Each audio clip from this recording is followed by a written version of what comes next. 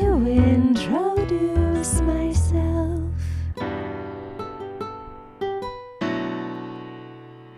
Stoner Story Witch.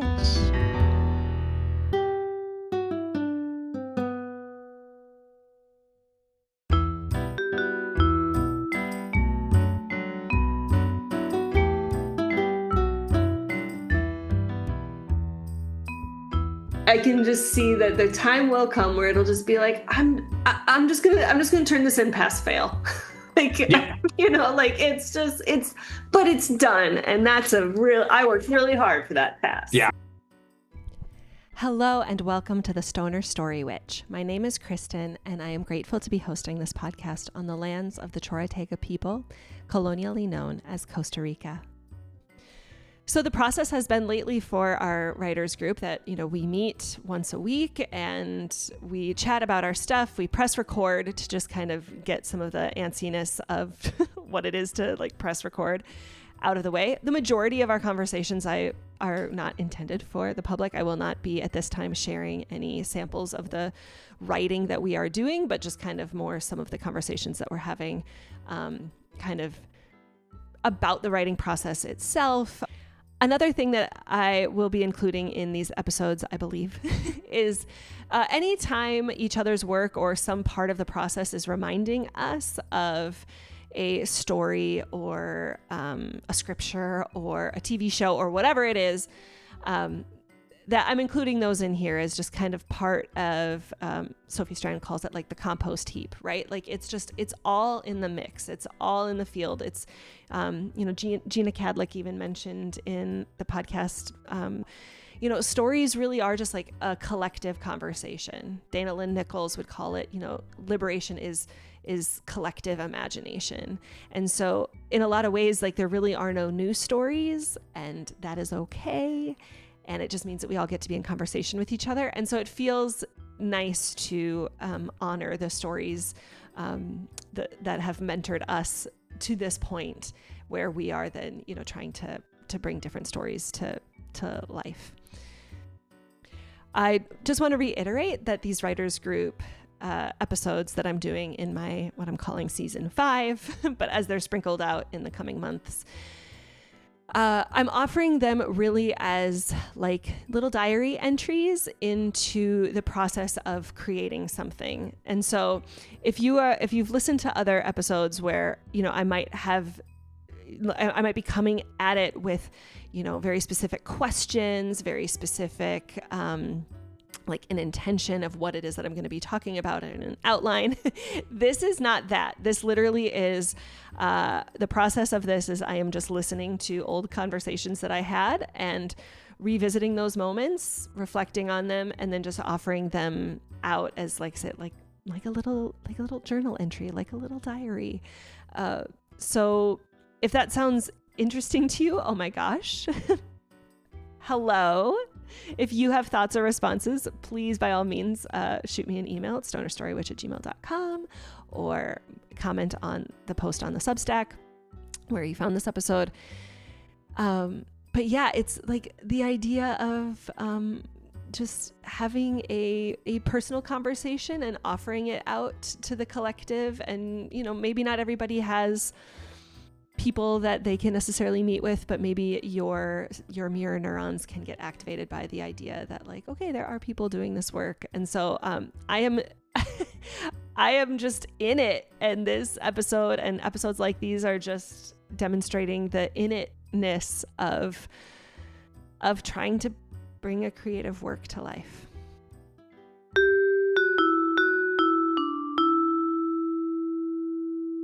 A time travel quality to just the experience of producing just little snippets of our conversations that are kind of after the fact, but there's still a resourcing quality to it of just okay, Kristyn was really excited about September. Kristyn was really excited about the plotting of that part of the book, and it made sense to you and you were excited and okay. Yeah. That's such a cool, because you're at such a spot, I realized, that it's like a real skeleton. You can read through your whole book for Yeah. maybe the first time, not the Yeah. last, because I just last week, Oh for the yeah. first time, read through my whole novel. The Prayer Warrior. And what an experience I had. Well, for the first time in a year.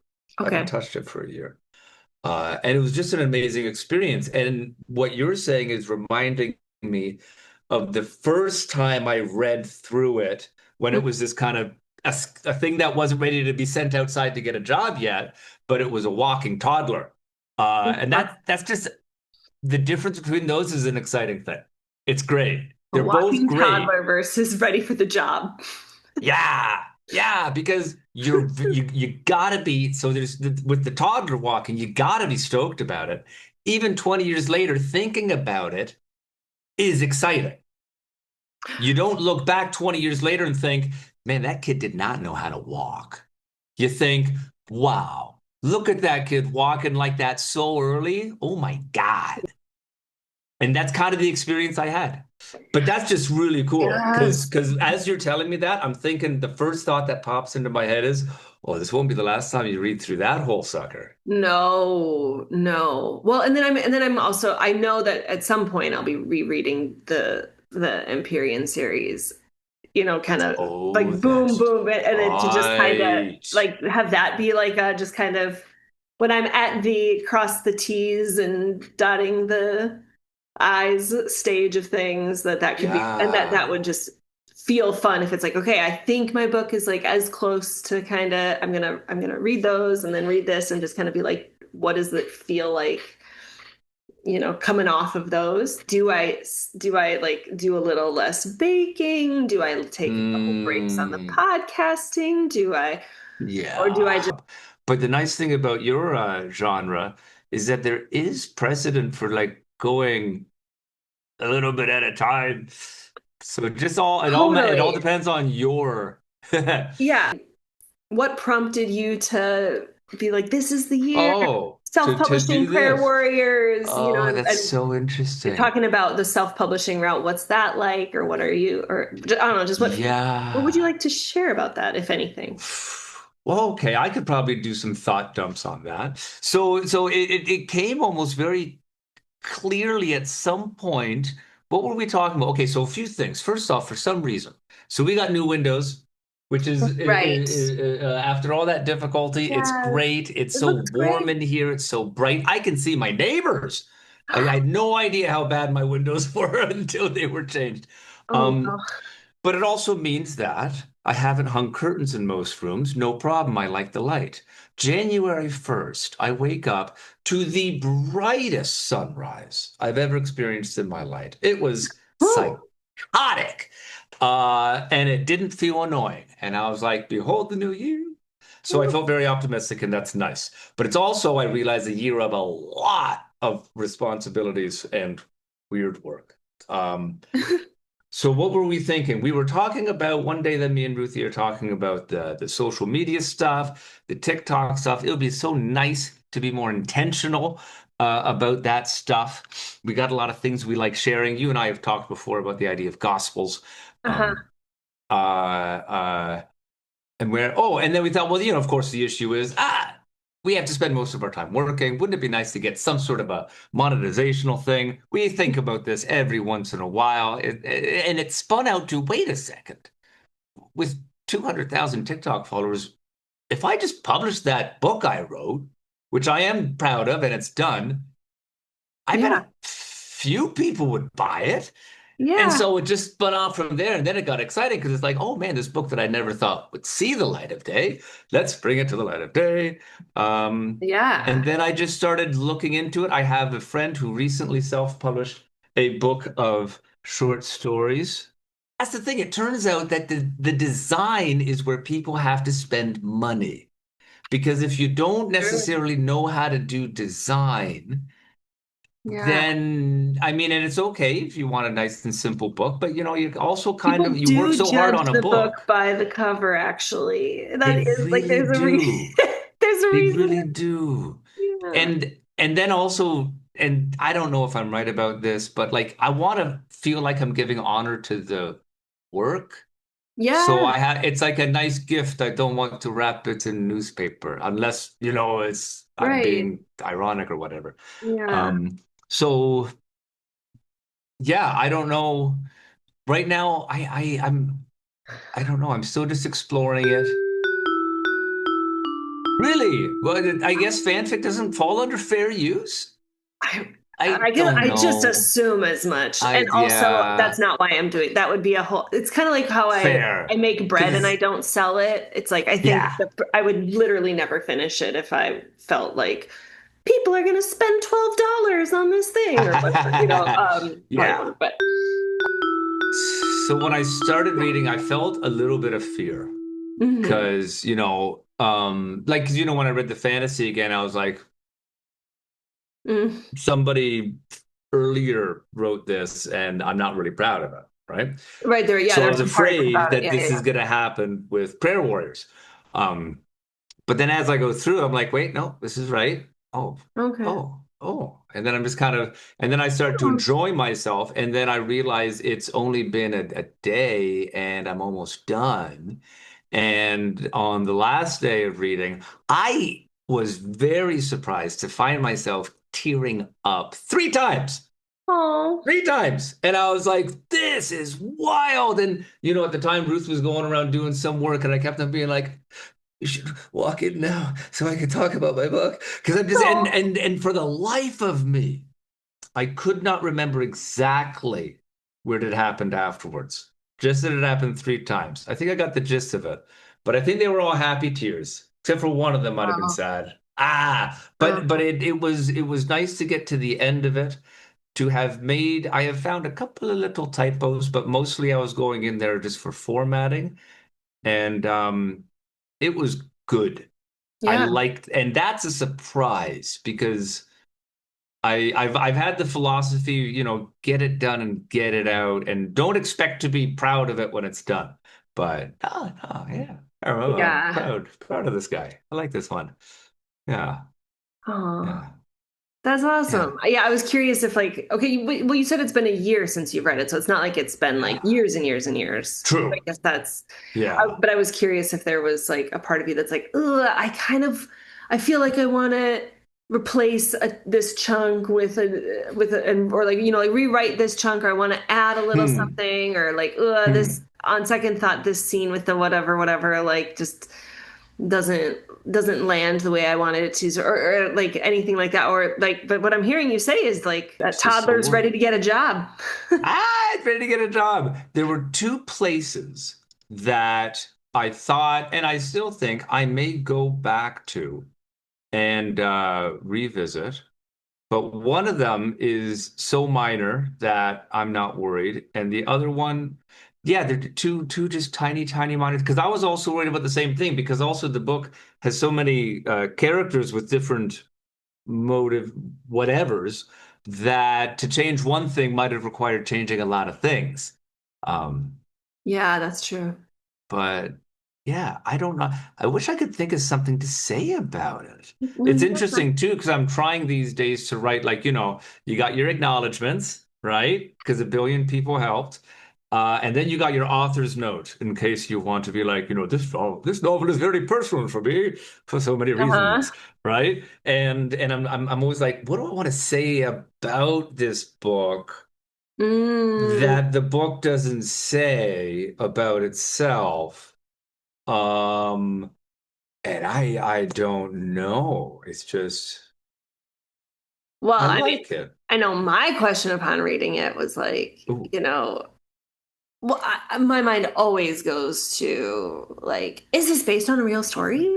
Or, I like love how, like that. it sure seems informed by because I have read it as well, in case you forgot. You Yeah. sent it to me a couple months ago.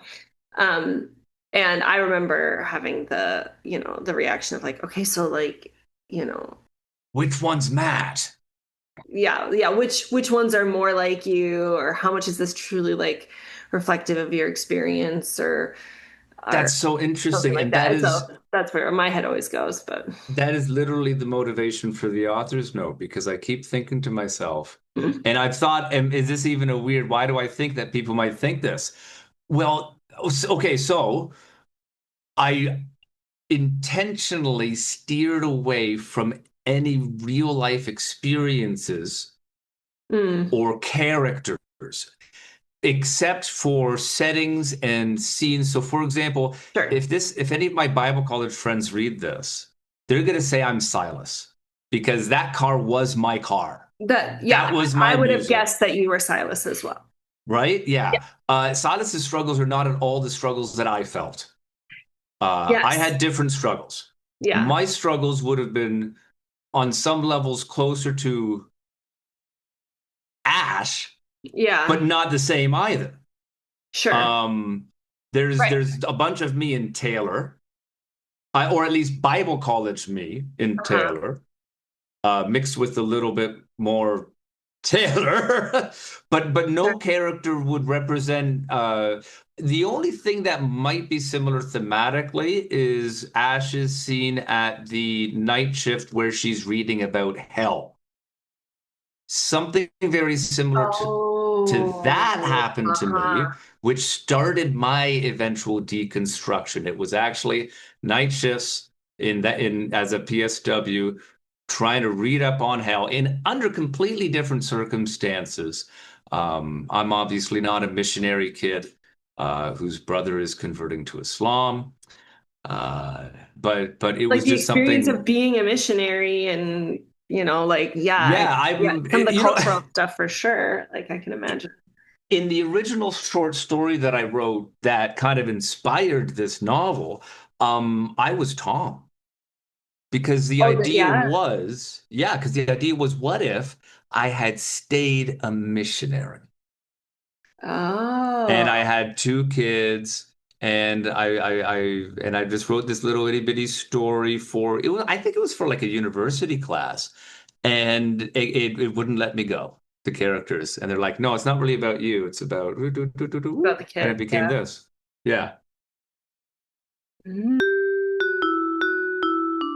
Like it's cool that you don't have like a traditional publisher that's just like, well, but like we and the values of this organization, would not, need more of this or less of this or whatever. That's true. But yeah. But like there is, if there's still kind of like you're writing it for something other than just your own intuitive desire to express yourself, uh my question is, like what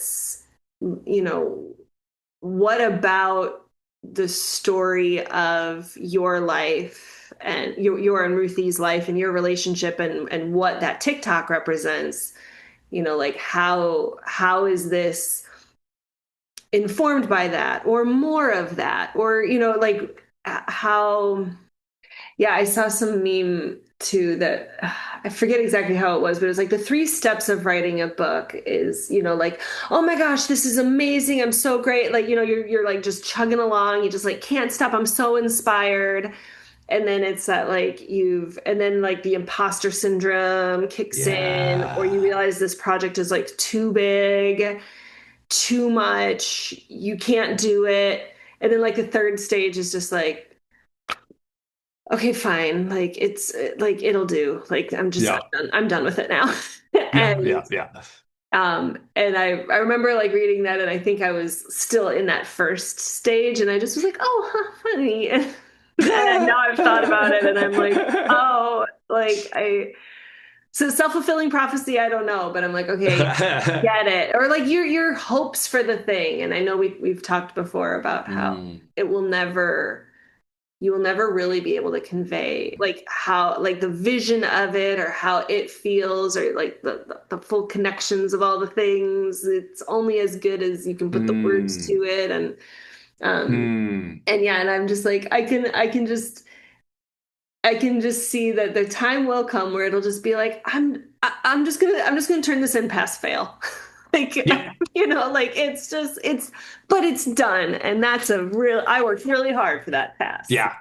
And the cool thing is too, and you'll probably even notice this even later after you publish it, the more distance you have from the original idea, the more the work itself kind of shows its own value to you. Because like I also realize that maybe one of the reasons, like I've read this thing like a billion times, and most of the time something's missing.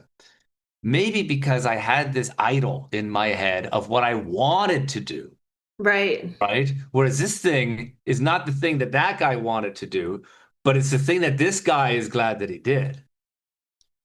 I don't Ooh. know if that, because I'm actually trying to search my brain now. What was I trying to do? Oh, I remember this book was going to be a lot more sprawling. Oh, okay. You know, I'm glad it's not. I'm very pleased with how it turned out, even compared to the original Inception. I was going to take them canoeing. I was going to kill the dad. I remember you saying that. Isn't Yes. that terrible? And then I was going to kill Ash. What's the matter with me? It's drama. Drama. I gotta keep them reading. Oh no, Yeah. calm down. No. Yeah. Yeah. No, I think that does make sense. I mean, and granted, this has not been years, but even just like the couple months that I went from like I'm actively writing, and then I kind of was like stalling. Hmm. Like like the earliest chapters I hadn't read, I hadn't looked at for a while, and so then like finally opening it up, and I like that fear of just like, oh God, and then just reading it and being like, oh, this is actually like I like this. Like I'm enjoying Yeah. myself. This Yeah, is that's right. and yeah, and like will the whole yeah, and it gives me hope to think that whenever it's done, I would look back on it, when the next book is when like before the fifth book is released, even I'll be like, I'm gonna read my fanfic again and see, and that Yeah. yeah, the whether it did what I liked what you said, whether it ever does what I wanted it to do in the inception of starting it, like there's probably no world that I'm really gonna look back and be like, I wish I hadn't done that. Ha! That's so true. Yeah, That's it'll be so like, oh, true. that was like a really helpful, you know. Man, I express myself. Ugh. Well, Yeah. yeah. And I mean, I know I've mentioned too, like, I don't know if I have willed certain interpersonal dynamics into being by writing this book, or Hmm. if I intuitively started writing this fanfic because somehow the spirit guides were like, you've got a rough road ahead, and it'll be really nice for you to just kind of have this like larger work kind of holding it together with you. Because that's what it has felt like. Hmm. I think that's when I say that like I've stalled for the last 2 months or whatever, it's like I think it really was kind of like integrating, like, okay, like what the fuck is happening in my life? Hmm. What the fuck have I just written? And Hmm. and yeah, so that's also just been kind of a wild experience, which I'm confident so many people have similar experiences too, because like Hmm. it's such a grueling process that like if it was not also like personally transformative and supportive, like I imagine people would stop. Right? Yeah. Yeah. Like, I don't know. Maybe I'm also just not like a capital W writer, but yeah, maybe Ah, that's a no, no, side no, note. no, no. But That's not the case. But I think let's be honest. I assume most people do stop when they, because I think that yeah, most people get surprised by that. And I think it's hard for folks to go through because they feel that, and then they the look at a guy like intimacy with the Stephen work. King. Yeah, the intimacy with the work and even you were mentioning earlier that blockage. Um, uh, there's just so much, and I think that a lot of times we are kind of like we have our sensors up for some sign that we're doing the wrong thing. Yeah. And then so when we feel that discomfort, it's very tempting to look at any discomfort and say, well, that's a sign that I'm doing the wrong thing. Yes. Uh, so so I do think that stops a lot of people Yeah. who otherwise would have really cool stories to contribute. Right. Well, then I think that also is why, the corporations want AI to take on the creative work Yeah. of the human experience, because the corporations do a better job if the workers are not tapping into their own creative life force. And that transformation. So I think there's also something to be said for, I think that's just like another data point for yes. Oh yes. the truth of that. Anyway, because man, what a disprivilege it is in capitalism to like not have the capacity, like the gas in the tank, the hours in the day to have a creative practice. Yeah. Like, Jesus. Yeah. And we don't know what we're missing, even as a humanity. Right. Because of that drain, that loss. Yeah. Yeah. Ugh. Heartbreaking. Which is why we must write. The artists are so key in the revolution, right? Mm-hmm. Mm-hmm.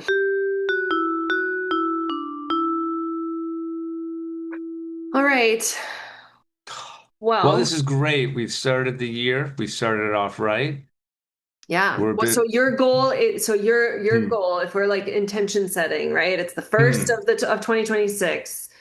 You have a goal, and it can be a soft, gentle, compassionate goal to have physical and ebook like summer sometime. Yes, this is the goal. This is the goal. Okay. What about your goals? I too really want to like, don't know what like clicking publish looks like, but like summer solstice just still feels like a good, whether that's, I'm finally, I don't know exactly what that looks like. But I think that I have like enough of the bones of it that I can start releasing chapters on a fanfic website and feel pretty okay that even if I'm still kind of revising, I think so I don't release podcasts during eclipse season, and we got one coming up here. I have a podcast to release on Sunday, and I have another one on February 1st, and then I'm done for a month until I have to. So I really like taking eclipse seasons off, because that little bit of pressure to like I shouldn't even maybe, I don't know. The devotional practice of putting something out there in honor of the lunations is like not there. And so like that, I think that means that eclipse season is going to be more like I can just really dive into the fleshing out things that need to be fleshed out. So I think that sounds like a very appropriate roadmap. By the time you talk to me again, I will have finished reading what I have written, which feels like a pretty gentle goal, honestly. Like, absolutely, I love reading. It's I can just like lay in my hammock and just read my own book. Yeah, great. Yeah. Anyway. Oh, I love it. Oof. Good times. Yeah. Glad we started this up again. Yeah. All right. Well, take good care, and excited to hear what's blooming for you in the author's note world for your little mini goal for next week. Yeah. I'll be tracking that, and I won't really. There's no grades and there's no punishment if you don't get it. So, yeah. All right. Have a good one. Bye for now. Bye.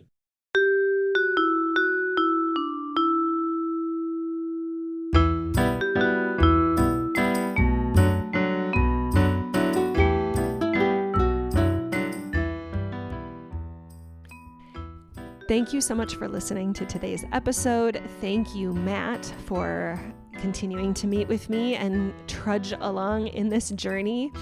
Thank you to everyone in my life that has, even if just energetically, has been offering me witnessing and support and companionship in this process. I am still months and months and months away from it being finished, and it just feels meaningful and possible to be continuing on this journey in the midst of these tumultuous times. just knowing that there are people in the world that are collectively imagining with me and companioning me. So thank you, thank you, thank you. As always, feel free to comment on the Substack post where you found this, or reach out to me at stonerstorywitch@gmail.com. It is my hope that every creator out there who wants and needs companionship on that journey to Oz, to return the ring to Mordor, wherever it is, whatever your story is of your life, it is my hope that you are well companioned and well resourced for that liberatory journey. Thank you to John Williams and Anais Mitchell for the inspiration for the theme song of the Stoner Story Witch podcast, as well as Matt Shuby and Kevin Carlo for their creative juices for the cover art and the sound editing and production. And with that, I will leave you with my quote from Rev. Angel Kyoto Williams that says, "Love and justice are not two. Without inner change, there can be no outer change. And without collective change, no change matters." Take good care, everyone.